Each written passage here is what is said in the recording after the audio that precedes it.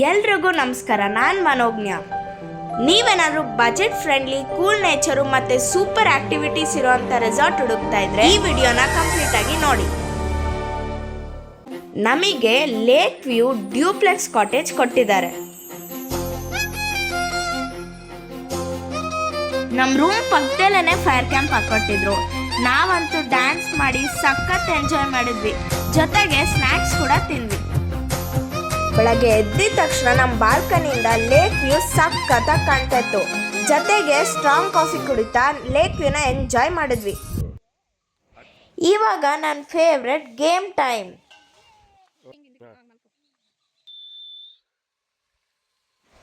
ಸ್ವಲ್ಪ ಹೊತ್ತು ಸ್ವಿಮ್ಮಿಂಗ್ ಮಾಡಿ ಆಮೇಲಿಂದ ವಾಟರ್ ಥ್ರೋ ಬಾಲ್ ಆಡಿದ್ವಿ ನಾವು. ಆಮೇಲೆ ರಿವರ್ ರಾಫ್ಟಿಂಗ್ ಮಾಡಿದ್ವಿ. ಈಗ ಫಾಸ್ಟ್ ಬೀಟ್ ಸಾಂಗ್ ಹಾಕ್ಕೊಂಡು ರೈನ್ ಡ್ಯಾನ್ಸ್ನಂತೂ ಸಖತ್ತಾಗಿ ಎಂಜಾಯ್ ಮಾಡಿದ್ವಿ. ಡ್ಯಾನ್ಸ್ ಮಾಡಿ ತುಂಬ ಹೊಟ್ಟೆ ಹಸಿದ್ಬಿಟ್ಟಿತ್ತು. ಊಟ ಏನಿದೆ ನೋಡೋಣ ಬನ್ನಿ.